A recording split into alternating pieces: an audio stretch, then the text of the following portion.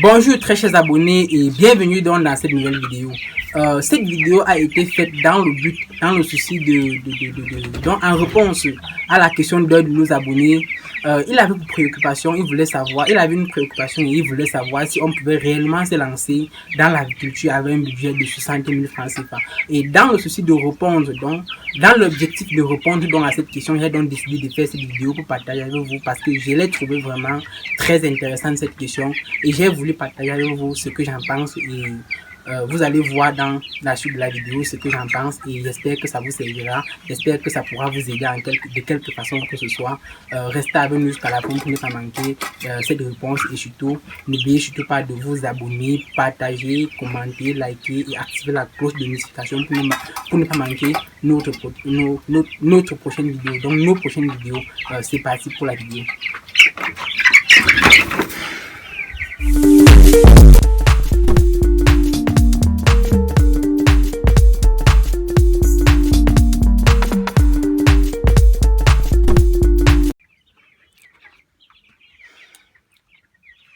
Comme j'étais donc en train de le dire, très chers abonnés, et pour revenir au sujet de la conversation, au sujet de la vidéo d'aujourd'hui, à savoir, est-ce qu'on peut réellement se lancer dans l'agriculture avec une somme de 60 000 francs? Pour moi, vous savez, si vous me suivez depuis un certain temps sur cette chaîne, on doit se lancer, nous devons nous lancer avec ce que nous avons, peu importe comment c'est que nous devons d'abord nous lancer, car c'est dans l'action que nous trouvons la réponse à toutes nos questions, la réponse à toutes nos préoccupations. Dans l'action, je pense que toutes les préoccupations se mettent à disparaître d'elles-mêmes, et donc peu importe le budget que vous avez, lancez-vous d'abord et puis vous verrez dans l'effort et dans les efforts que vous ferez, les différentes modifications que vous avez à faire pour pouvoir faire mieux la prochaine fois. Et donc, pour répondre à ce monsieur-là, il s'agit d'abord, cette question peut être développée sur plusieurs angles. Déjà, il faut voir la race avec laquelle on désire se lancer dans l'activité agricole. Pour cette Je pense qu'avec un budget pareil, il y a des races auxquelles nous ne pouvons pas tenter de nous y aventurer, comme peut-être la race des poulets déchets, la race lourde, cette race commerciale exotique que nous exportons, que nous importons juste, puisque pour l'élevage des poulets déchets, vous savez que pour ceux qui ont déjà eu à le faire, vous savez que ça nécessite des grandes capacités techniques, ça a des besoins alimentaires vraiment énormes, des exigences alimentaires extraordinaires, vraiment très très très grandes, un suivi particulier, des exigences, je veux dire, quant aux campagnes, différentes campagnes de vaccination, tout cela, vous devez vraiment avoir des capacités techniques pour pouvoir faire cette race-là. Et la race de poulet pondu, vous savez que c'est pas rentable. Avec un si petit budget, ça ne peut pas être rentable, puisqu'il faut commencer à les élever sur l'ordre du millier pour pouvoir commencer à percevoir des bénéfices. Ce qui nous ramène à la seule race valable, que je trouve vraiment valable, que je trouve vraiment extraordinaire. Vous savez aussi que c'est ma race préférée, la race des poulets locaux. J'adore ces races-là, puisque ils ont d'abord toutes des caractéristiques, toutes des bonnes caractéristiques qui existent, la résistance face aux maladies, les besoins alimentaires amoindris, une résistivité aux normes, un faible coût de lancement. Tout ça, ça contribue vraiment à ce que cette race-là soit vraiment extraordinaire pour des jeunes agriculteurs et même pour des agriculteurs experts qui sont déjà experts dans le domaine et qui font ça depuis un bon bout de temps et qui font déjà ça de façon professionnelle. Et donc, si vous avez un tel budget, 60 000 francs, et que vous descendez au marché, vous décidez de vous lancer avec peut-être 10 sujets environ, vous payez 9 poules et vous payez 9 poules et un coq. 9 poules et un coq. Les poules, pas les poussins, les poules déjà prêtes à pondre, déjà prêtes à entrer en ponte. Vous payez donc ces poules-là et coûtent 2000 francs l'unité, 2000 francs. Avec 2000 francs, vous pouvez avoir une de ces poules-là. Et donc, si vous décidez de descendre au marché avec 20 000 francs, vous voyez que vous pouvez en acquérir 10 comme ça, 10 dés comme ça. Et après avoir pris ces 10-là, assurez-vous de mettre un mâle parmi eux, puisque ce sont des races qui ont l'instinct de couvaison. Et étant donné qu'ils ont donc cet instinct de couvaison, pendant que d'autres sont en train de couver leurs œufs, d'autres sont en train de... Puisque tous ne vont pas entrer en couvaison au même moment, vous voyez. Donc le coq aura une certaine liberté. Ils sont différents à la race locale Brahma, la race améliorée Brahma, qui ont perdu leur instinct de couvaison et qu'on doit les imposer 5 poules par coq pour que le coq ne puisse pas se fatiguer et ne pas assurer un taux de fécondité assez acceptable. Donc, si vous décidez donc de prendre ces 9 poules-là et un coq et que vous rentrez à la maison, vous partez au marché, puisque ça, c'est la période, vous savez que ça, c'est la période où on produit encore du maïs au Cameroun, puisque il y a encore les derniers maïs au champ. Le Cameroun, dû à sa longue saison pluvieuse, nous avons la possibilité de produire durant plusieurs saisons.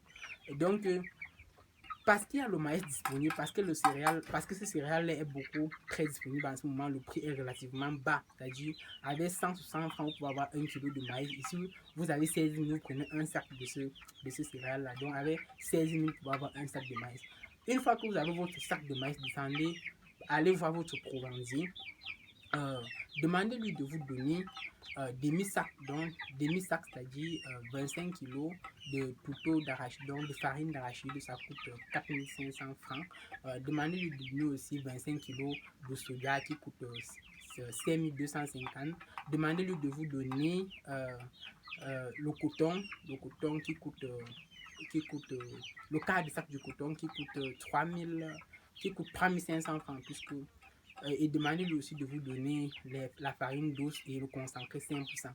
Demandez-lui de vous donner tout ça. Et le mélange, les proportions du mélange se font comment? Je ferai une vidéo pour vous montrer vraiment de façon pratique comment on mélange cela.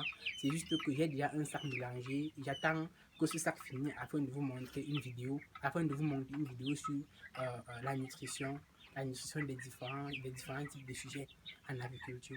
Et donc, demandez-leur de vous donner cela. Et lorsque vous rentrez, sur ce sac de 100 kg de maïs, mettez-y 17 à 20 kg de tourteau de soja, mettez-y 10 kg de farine d'arachide, mettez-y 5 kg de concentré 5%, mettez-y 5 kg de farine douce. La farine douce, c'est pour assurer le calcium, c'est-à-dire on utilise ça généralement pour les plaies de femme. Vous savez, lorsqu'ils mangent énormément et puis à un certain niveau, leurs pieds n'arrivent plus à supporter leur poids. Donc il faut leur donner cela pour leur assurer, pour s'assurer qu'ils puissent supporter, que leur pied puisse supporter l'énorme poids, puisse supporter la quantité alimentaire qu'ils dévorent chaque jour. Et demandez-leur de vous donner enfin les vitamines pour leur permettre de manger, de bien manger le soir. Et ne les enfermez pas à ces 10 poules-là, je vous en prie. Lancez-les juste dans votre concession.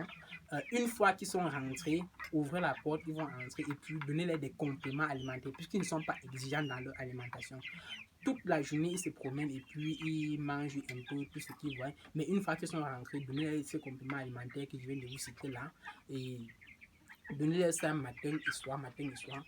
Ou peut-être juste le soir, dès qu'ils rentrent se promener là, dès qu'ils rentrent de leur balade, donnez-les à manger le matin, ils sortent, ils repartent, ils reviennent, donnez-les encore l'autre. Et faites cela. Vous voyez qu'en prenant ces 9 poules-là, vous pouvez avoir, puisque la moyenne de la ponte chez les poulets de locaux, c'est de 10. Il est difficile de voir un poulet local qui n'a pas pondu au moins 10 œufs. Donc, je pense que la moyenne, c'est, on peut décider ensemble de prendre la moyenne là à 10 œufs.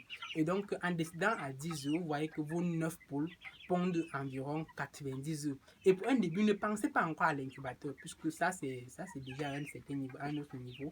Vous êtes encore au niveau débutant, vous êtes encore au niveau où vos capacités financières ne vous permettent pas de penser à l'incubateur, ni même d'apporter ces œufs-là chez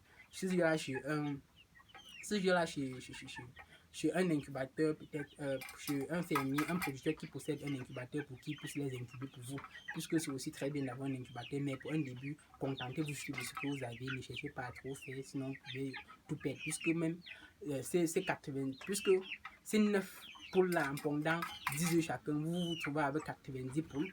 Vous voyez qu'avec ces 90, vous vous trouvez avec 90 œufs. Si vous voulez les mettre en incubation, vous pouvez dépenser aux environs de 20 000 pour incuber tous ces œufs-là, à raison de 150 l'œuf.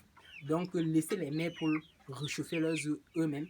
Et dès qu'ils mettent, je veux dire, dès que ces poussons-là éclorent, excusez-moi le terme, dès que ces poussons-là éclorent, vous récupérez les poussins, vous ne les laissez pas partir en radio, puisque vous connaissez sûrement comme moi que le taux de mortalité chez les poussins locaux est très élevé. Il s'agit d'un taux de mortalité de 70 à 75%, puisque lorsque une mère poule fait éclore ses œufs, vous voyez après peut-être 2 mois et demi à 3 mois, il ne reste, si c'était peut-être 10, il ne reste plus que 2, 3, 4. Donc, c'est récupérer ces petits-là et encadrer-les jusqu'à qu'ils atteignent ils atteignent une taille commercialisable, c'est-à-dire aux environs de 30 jours si vous les nourrissez bien. Et après qu'ils aient atteint cette taille-là, excusez-moi, après qu'ils aient atteint cette taille-là, amenez-les au marché. Vous pouvez vendre l'unité à 1000 francs facilement. Vous pouvez vendre l'unité à 1000 francs. Et si vous voyez que si vous vendez l'unité à 1000 francs, de ces 90 œufs-là, bon, supposons que le taux de ponte n'était pas vraiment maximal et que c'est 97% qui sont sortis. Et donc, supposons que vous ayez réussi le chauffage de ces poussins-là et vous ayez réussi à les encadrer jusqu'à la 21e journée ou à la 30e journée où ils ont atteint une taille commercialisable. Donc, en les amenant donc au marché, vous constatez que vous réalisez 90 000 de bénéfices. Et en réalisant ces 90 000 de bénéfices, vous possédez déjà une marge, un capital d'investissement que vous pouvez encore investir peut-être sur un bâtiment de l'élevage, un bâtiment rudimentaire, puisque 90 000 ne peut pas faire vraiment un bâtiment professionnel, un bâtiment rudimentaire. Et je tiens à vous préciser que si vous ne vous étiez pas lancé, vous ne pouvez même pas vous permettre de faire ce bâtiment rudimentaire-là. Donc, c'est parce que vous avez décidé de faire quelque chose, que vous avez changé, que vous n'êtes au niveau où vous étiez avant. Donc, vous n'êtes au niveau où vous ne possédez même pas de bâtiment rudimentaire. Donc, ne simplifiez pas ce que vous avez. Il faut toujours voir votre progression et apprécier les efforts que vous faites aussi. Donc, faites un bâtiment rudimentaire et au lieu de triplez même votre investissement, si vous avez encore de l'argent, au lieu des 10 que vous avez pris la dernière fois, mettez même 20 autres de plus, c'est-à-dire peut-être 4 coques et le reste en poule. Vous mettez 20 autres de plus, vous voyez que vous êtes déjà en train de tripler votre investissement. Et vous voyez que comme ça, sur un processus de 2 ans, vous pouvez être de 2 ans, vous pouvez déjà avoir beaucoup de sujets. Et peut-être sur 5 ans, vous pouvez déjà être propriétaire d'une très grande ferme agricole. Si vous faites bien les choses et si vous suivez les conseils techniques qu'on vous donne, que peut-être votre vétérinaire ou même, je ne sais pas, un professionnel dans la production animale peut vous donner. Parce qu'à un certain moment donné, il faut toujours rencontrer ces gens-là. Si vous n'avez pas de formation technique, il faut les rencontrer pour qu'ils puissent vous aider. Donc, voilà ce que je voulais partager avec vous. Et en faisant ces bâtiments-là, avec le temps, vous allez commencer à construire progressivement. Mais vous voyez déjà que si vous ne faites rien, rien ne sera fait. Rien ne peut se faire tout seul. Nous sommes les seuls à pouvoir changer quoi que ce soit dans nos vies. Si nous ne faisons pas des choses, si nous ne menons pas des bonnes actions bien dirigées pour les changer, rien ne va se changer tout seul. Et bon, c'était là ce que je voulais partager avec vous. Et vous allez constater que en faisant ce défi-là, j'ai laissé une marge de 8500 francs en prévision des différentes situations qui peuvent arriver. N'attendez pas peut-être que la maladie de Newcastle vienne attaquer ces petits avant qu'on partage tout le vaccin. Non, vaccinez-les. Vaccinez ces poussins d'un jour que vous aurez. Vaccinez-les et puis vous n'aurez pas à vous confondre un certain nombre de problèmes après. Donc vaccinez-les, surtout contre Newcastle, puisque c'est une maladie vraiment très dangereuse pour les poulets du poulets du village, pour les poulets locaux, Et dans une de mes vidéos, je vais vous présenter, il y a certaines herbes aussi, certaines herbes naturelles que vous pouvez mettre dans leur alimentation, c'est-à-dire dans leur eau qu'ils boivent, et puis ils boivent, ça a un effet préventif. C'est vraiment très efficace contre certaines maladies que nous avons ici. Et donc, avec tout ça, j'espère que j'ai donné des éléments suffisants. J'espère que cette vidéo vous a servi de quelque façon que ce soit. J'espère que chacun, en suivant cette vidéo, a eu quelque chose de plus, qu'il a appris quelque chose de plus qu'il savait déjà. Bon, c'était là mon souci. Je voulais répondre à cette question de cette façon-là. Et portez-vous bien. Et pour ceux qui ne sont pas encore abonnés, je vous en prie, faites-le pour nous donner l'envie. Parce que plus la communauté augmente, plus nous avons envie de produire du contenu pour vous. Et portez-vous bien et à la prochaine. Merci.